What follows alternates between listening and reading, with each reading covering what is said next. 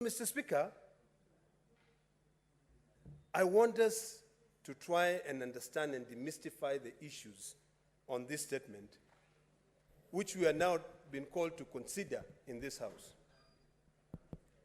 Do we in this Senate have the powers to compel the people of the Tharaka-Nithi to be able to complete their projects?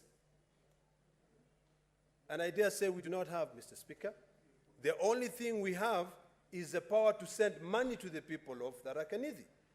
The people of the Tharaka-Nithi, Mr. Speaker, in their annual development plan and also in their county integrated development plan, plans on how they can be able to build their county.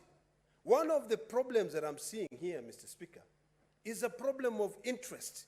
Yes, sitting here on the floor, on this House, Mr. Speaker, for the last 6 years, and also being a member of the County Public Accounts Investment Committee, then I was privy to information of the Tharaka-Nithi's accounting. I remember the governor of the Tharaka-Nithi had one day surrendered himself to EACC because of corruption. And actually even spent a night, he did a night or 2 nights in jail. So the issue here, Mr. Speaker, is an issue of corruption. How do we deal with that issue of corruption?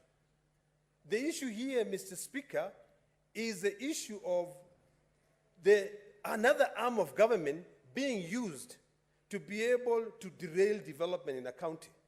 If, for instance, Mr. Speaker,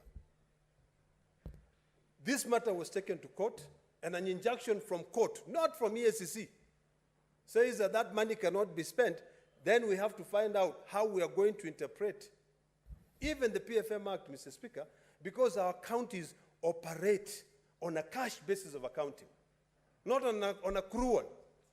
We've got a county, Tharaka-Nithi, has got 2 towns of interest, Chuka, and this other one called Kadhuana.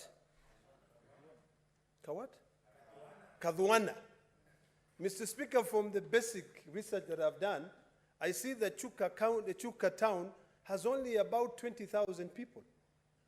Kadhuana has got 65,000 people. Basic logic, Mr. Speaker, which town would better serve people? Is it a town that has got 20,000 people for services to be in that town, or for services to be moved to a town that has got over 65,000 people? It's a basic thing, Mr. Speaker.